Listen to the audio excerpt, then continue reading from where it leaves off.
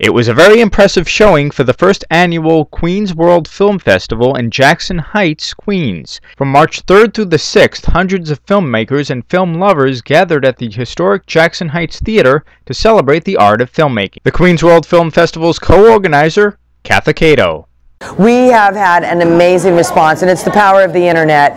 We really formed a community with the filmmakers early on by Facebooking everybody and tweeting and whatever everybody, and then we sent out a pretty good press release and targeted some pretty good films, and the press, the Queens Chronicle, Queens Tribune, the Ledger, Daily News, WOR, WBAI,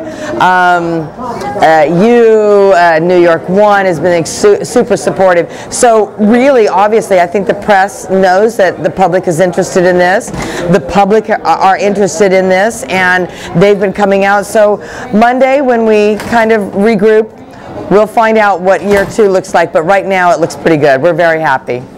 Now, the big hit at the Queens World Film Festival was Maggie Marvel, Hired Killer, Single Mom, part of the Saturday night Mobster Mash block of films.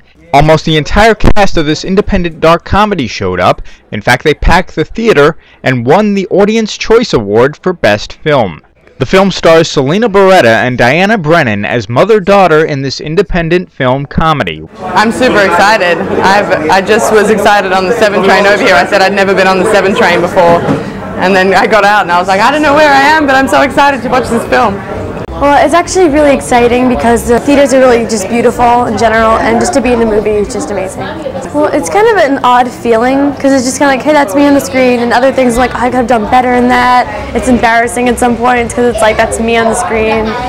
I don't know, it's a weird feeling. I think it's, as part of New York, it is a very diverse place, and it's a hub of where everyone comes who is artistic in any way, and it's why all of the indie movies are being created here, and even the Hollywood movies are being cast with actors from New York, because New York is the center of the creative world, I think.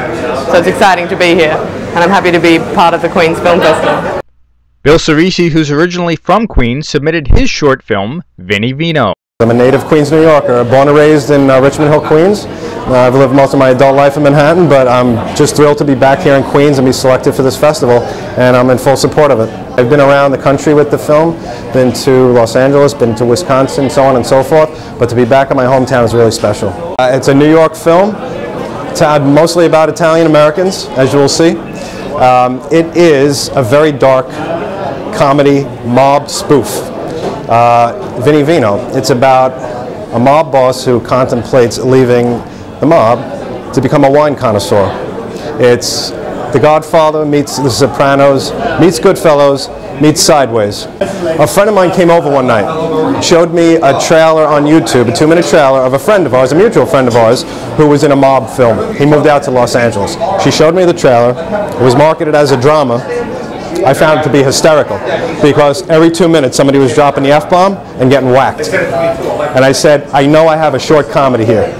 And I believe I do, because the film's made it into 11 festivals and I've won 2 awards thus far.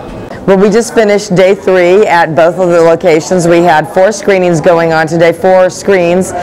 We screened a lot of films today, and a lot of people who have never come to Jackson Heights were in Jackson Heights, and a lot of people who have never been in this beautiful theater were here, and so it's really mission accomplished. The filmmakers have been universally very, very supportive and very much thanking us for the quality of the screenings that they got and the quality of sound that they got, and we're very pleased with that.